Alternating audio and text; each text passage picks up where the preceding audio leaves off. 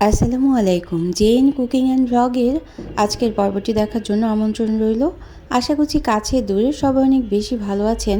খোলাজা পিঠা তৈরি করব নোয়াখালীর, এবং এই পিঠাটা খেতে অনেক মজাদার হয়, খুব মুচমুচে হয় এবং অল্প কিছু উপকরণ দিয়েই তৈরি করা যায়।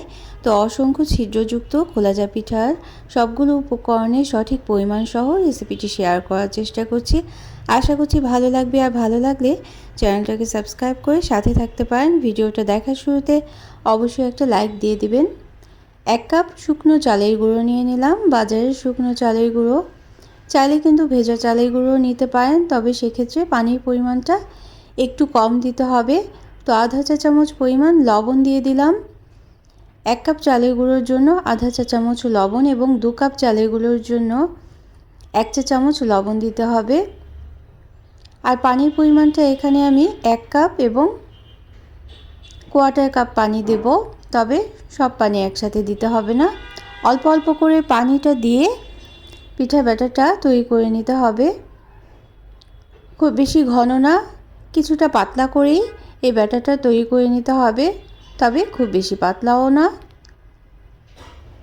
এই পানির পরিমাণটা কিন্তু অবশ্যই লক্ষ্য রাখতে হবে, আর পানিটা নিতে হবে উষ্ণ গরমের চেয়ে একটু বেশি গরম।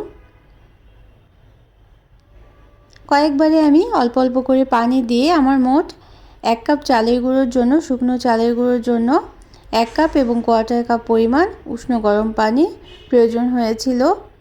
এবং লবণ দিয়ে প্রথমে ব্যাটারটা এভাবে করে একটা হ্যান্ড হুইস্কের সাহায্যে ফেটিয়ে নিতে হবে। চাইলে কিন্তু হাত দিয়েও কাজটা করে নিতে পারেন। তো এভাবে করে আমি 10 মিনিট ঢেকে রেখে দেবো, রেস্টে রেখে দেবো। রেস্টে রাখলে খুব সুন্দর চালের গুঁড়োটা ফুলে উঠবে, শুকনো চালের গুঁড়ো যেহেতু, এই জন্যই। আর একটা ডিম নিয়ে নিলাম। এখানেও একটা পরিমাণের বিষয় আছে।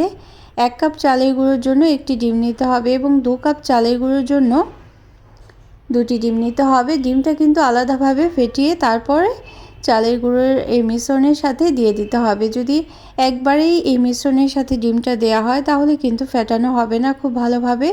তো প্রথমে আমি হ্যান্ড হুইস্ক দিয়ে মিশিয়ে নেওয়ার পর হাত দিয়েও 5 থেকে 6 মিনিট আমি এই ব্যাটারটা ফেটিয়ে নেব এবং মিক্স করে নেব। তাহলেই কিন্তু ব্যাটারটা খুব সুন্দরভাবে তৈরি হয়ে যাবে এবং পিঠাগুলো খুব সুন্দর অসংখ্য জালিযুক্ত হবে। খোলাজা পিঠার নামটা এসেছে জালিযুক্ত পিঠা, এজন্য খোলা জালি পিঠা বা খোলাজা পিঠা, এই জন্যই। তো আজকের এই রেসিপিটা কেমন লাগলো অবশ্যই কিন্তু কমেন্ট করে জানাতে পারেন।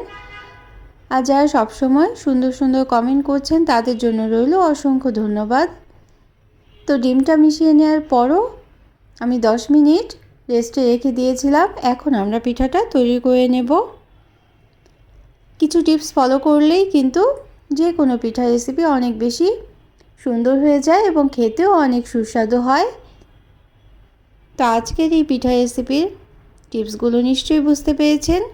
তো এই পর্যন্ত যারা দেখলেন, একটা লাইক দিতে ভুলে গিয়েছেন, এখনই কিন্তু একটা লাইক দিয়ে নিতে পারেন। তো আমার পিঠার ব্যাটারটা একটু ঘন হয়েছিল, এজন্য আর 2 থেকে 3 টেবিল চামচ পানি মিশিয়ে তৈরি করে নিলাম। এবং এখন এই প্যানটা নিয়েছি, এই প্যানটা কিন্তু খুব ভালোভাবে গরম করে নিতে হবে।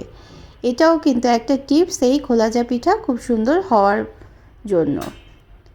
খুব ভালোভাবে গরম করে নিলে যখন ধোঁয়া উঠতে থাকবে ঠিক তখনই কিন্তু আমরা পিঠার ব্যাটার 1 চামচ পরিমাণ দিয়ে দেব, এবং একটা পাতলা পিঠা হতে যতটুকু ব্যাটার লাগে ঠিক ততটুকু ব্যাটারই একটা স্পুনে করে দিয়ে দিতে হবে, এবং তারপর একটু ঘুরিয়ে দিতে হবে, এবং 1 থেকে 1.5 মিনিট রাখলেই খুব সুন্দর কিন্তু জালিযুক্ত এই পিঠাটা তৈরি হয়ে যাবে। তো পরপর অনেকগুলো পিঠা কিন্তু আমরা তৈরি করে নিয়েছিলাম। তো আমার আজকের রেসিপিটি কেমন লাগলো লাইক, কমেন্ট আর শেয়ার করতে পারেন, এবং অন্যরা যাতে দেখতে পারে ফ্রেন্ডস অ্যান্ড ফ্যামিলির সাথে শেয়ার করে দিতেই পারেন। আর যারা প্রথম ভিজিট করছেন তারা চাইলে চ্যানেলটিকে সাবস্ক্রাইব করে বেল বাটন প্রেস করে অল অপশন সিলেক্ট করে সাথে থেকে যেতে পারেন। তো যে কোনো ভর্তা দিয়ে কিংবা চিকেনের ভুনা দিয়ে বা গরুর মাংস দিয়ে এই পিঠা খেতে কিন্তু অসাধারণ লাগে। শীতকালে বা যে কোনো সময়ই কিন্তু পিঠাটা তৈরি করে নেওয়া যেতে পারে সকালে বা সন্ধ্যার নাস্তায় খাওয়ার জন্য অথবা রাতের ডিনারের জন্য। Thanks for watching. Allah Hafiz.